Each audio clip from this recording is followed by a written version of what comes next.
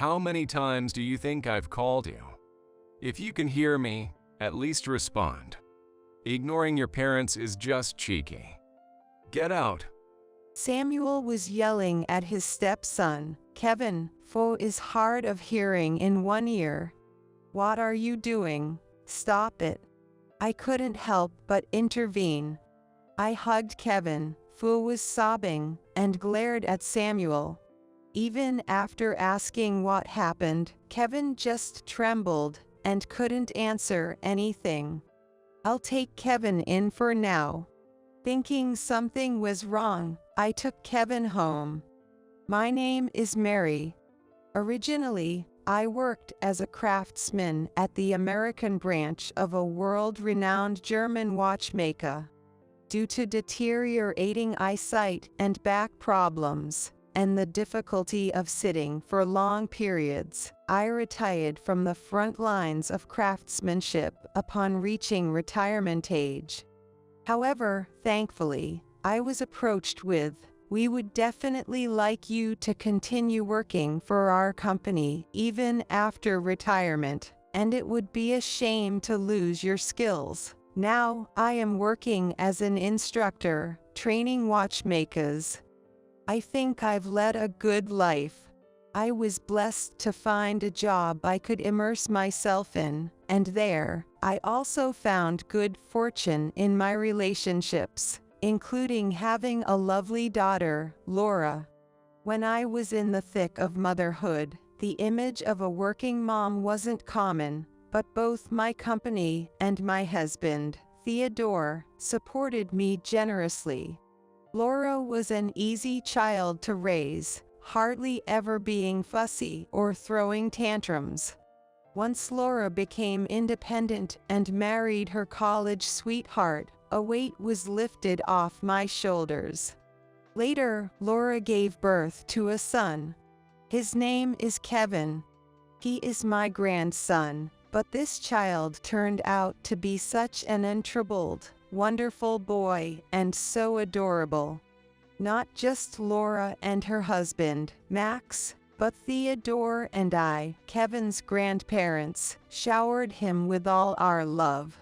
My life seemed to be going smoothly, but of course, good things don't last forever. The first incident was when Kevin, still toddling, developed a severe middle ear infection, which resulted in him becoming hard of hearing in one ear. It was pitiful that young Kevin had to bear such a handicap, but what worried me more was my daughter, Laura, who took it quite hard. Laura was in such a state, and when I went to check on her, she would be crying day after day while watching Kevin play with his toy cars. But at that time, Max was still alive, and, despite his busy job, he supported Laura well. Eventually, Laura regained her composure and returned to her usual self. Afterward, she, Max, and Kevin led peaceful days. They seemed like a very happy couple and family to anyone looking on. However, everything changed when Max suddenly died of a stroke. Laura, having lost her beloved husband Max, seemed deeply shocked. At first, she tried to keep it together, but after some time passed, she began to act strangely. She couldn't manage household chores or childcare, let alone handle daily life. When I went to visit, the house was a mess, and the kitchen was cluttered with dishes, some of which had been left there for who knows how long. Laura would either be wrapped up in a blanket, staring blankly, or crying as if suddenly remembering something. Naturally, she wasn't able to look after Kevin properly. When I visited, Kevin hadn't taken a shower in days and had only been eating bread. Laura seemed like she had become a big child herself. Worried about both Laura and Kevin, I visited their home frequently, so much that Theodore would tell me, "You're overprotecting them." Eventually, Laura overcame her mental slump, but then she started throwing herself into her work, as if to escape from reality. Having lost the family breadwinner, Laura seemed desperate to earn money and fill the role of both parents for Kevin. While I was glad she was pulling herself together, the balance with childcare was clearly off, so I still worried about the two of them. I would go to Laura's house while juggling work, and in place of Laura, who was working late, I would cook dinner for Kevin and take care of him. As time passed, Laura increasingly relied on me, and she became even more neglectful of her home. One day, I waited for Laura to come home, and finally gave her a stern talking to. "You're abandoning your role as a mother right now. I know you're trying hard to fill Max's shoes, but think about Kevin's feelings, losing his dad and feeling lonely." I said it harshly, even by my standards. Laura, overwhelmed, broke down crying. "It's hard looking at Kevin because he reminds me so much of Max. I'm scared that his hearing loss is my fault as his mother." Laura poured out her feelings. "I know you're suffering, but please, just pay a little more attention to Kevin." I comforted Laura with an arm around her shoulders. Months later, around the time Kevin was turning 9, Laura began to change. She met Samuel. Samuel was a young entrepreneur who had started an online shop and was in a serious relationship with Laura, a single mother. When Laura confided in me that she was considering remarrying Samuel, I was thrilled that she could take a new step forward. She might be able to take even better care of her family now. What pleased me most was that Samuel was fond of Kevin. Once, when we were invited to a family dinner, Kevin seemed to have taken quite a liking to Samuel. The way Samuel and Kevin played together, they looked just like a real father and son. Not long after, their wedding took place. Kevin walked shyly down the aisle, holding hands with Laura and Samuel. The three of them looked radiant like a holy family, and I prayed from the bottom of my heart that they would be happy, even for Max's sake. However, one day I realized that this happiness was an illusion. A few months after the wedding, I was heading to Laura's house with a joyful heart. I had a watch, a secret present I had been making for them. It's the same design of watches in different colors, tailored to fit Samuel, Laura, and Kevin's respective sizes. It was something I had made myself for the first time in a while to commemorate their becoming a family. I wonder if they'll like it.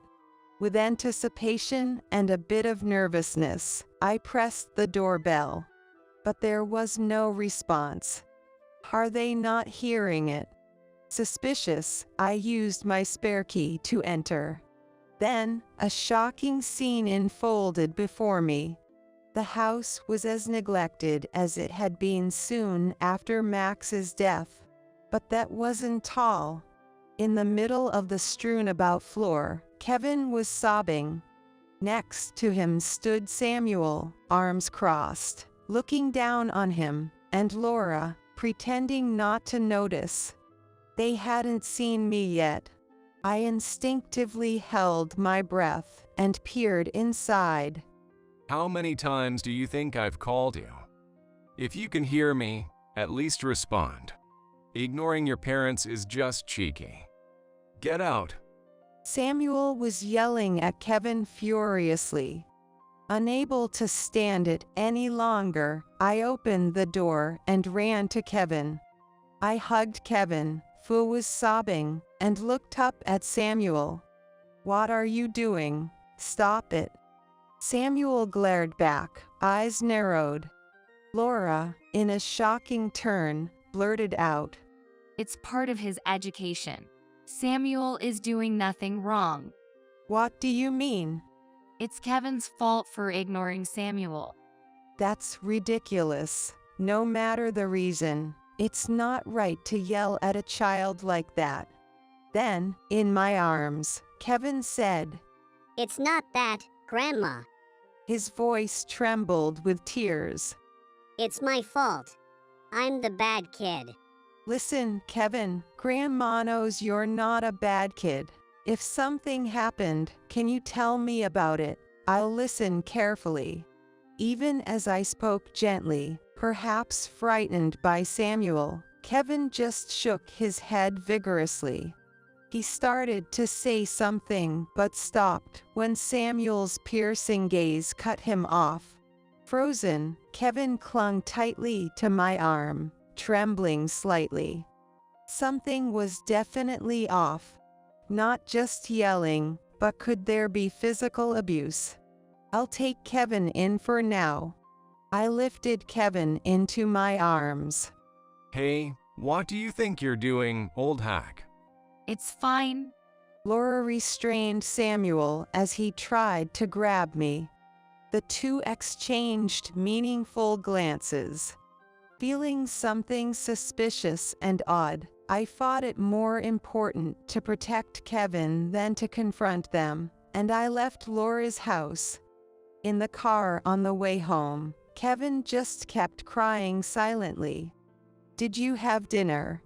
He didn't respond to my question.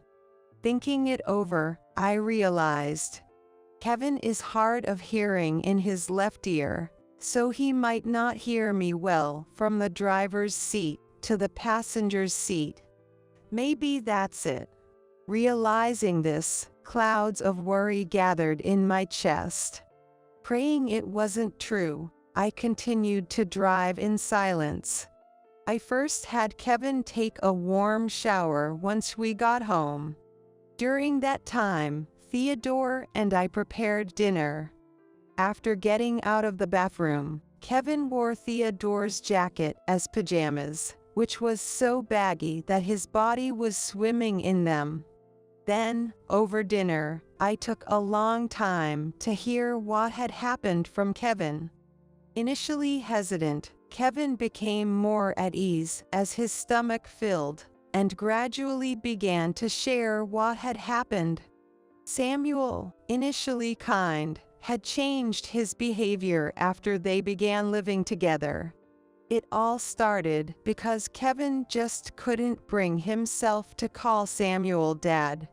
Since then, a displeased Samuel began to be harsh with Kevin. Once, when Samuel spoke to Kevin, and he didn't respond, Samuel lost his temper. You can hear me, can't you? Just respond. Do you hate me that much? It turned out, like earlier when I spoke to him, Samuel had spoken from his deaf left side, and Kevin couldn't hear well. You can hear fine with the other ear, right? But Samuel wouldn't listen. From then on, Samuel repeatedly spoke to his deaf ear on purpose, scolding him when he didn't respond. Originally, Samuel had wanted to continue a romantic relationship just with Laura. Lately, it wasn't just Samuel. Even Laura was treating Kevin overtly like an unwanted burden. Especially recently, it had gotten worse, with the two often going out late for drinks, coming home in the middle of the night, and not even feeding Kevin. It's a terrible story. The more I heard, the more heartbroken I felt for Kevin, and I couldn't bear it. It was hard to accept that my own daughter was capable of such things, but I couldn't believe Kevin was lying, which left no room for defense. That night, after Kevin had fallen asleep in his bed, I called Laura. I wanted to confirm from her directly whether what Kevin had said was true. Laura readily admitted everything.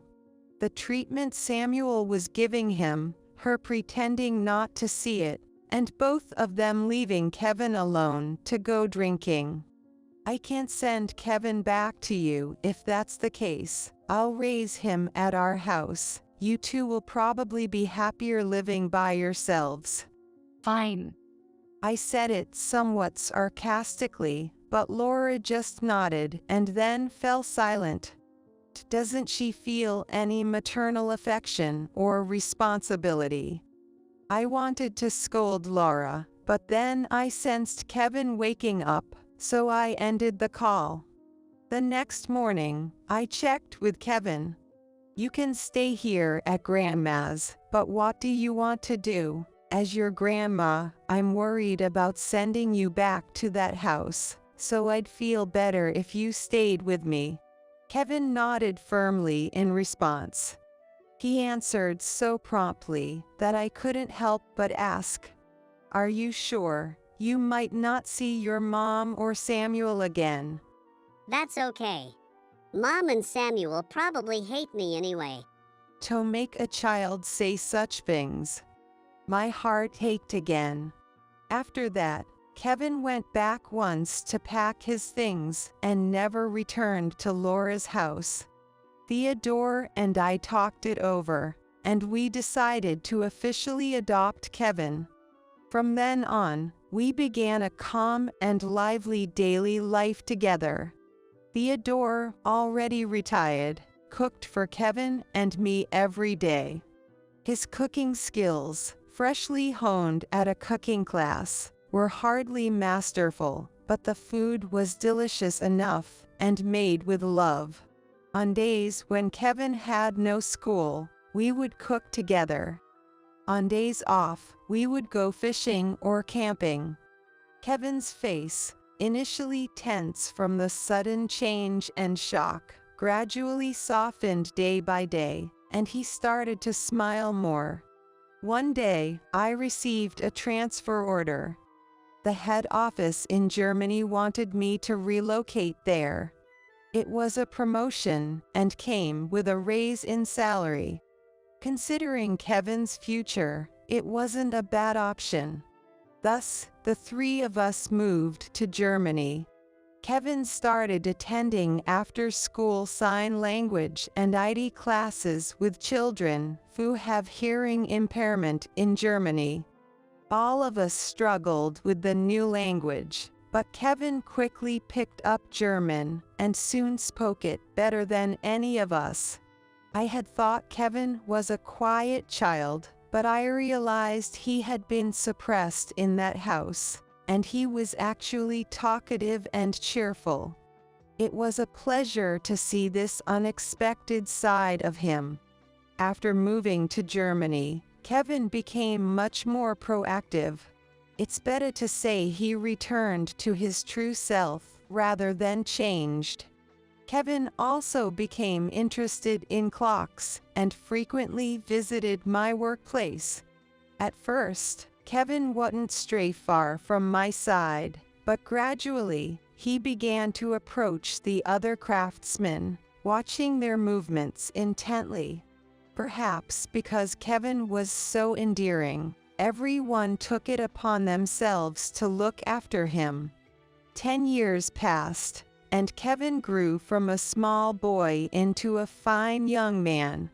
He became involved in the development of next-generation hearing aids at his job, and his achievements were even featured in international journals.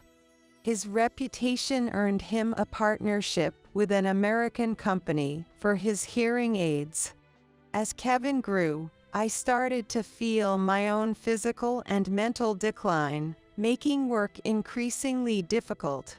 With Kevin's future looking bright and my retirement on the horizon, the three of us decided to return to our home country.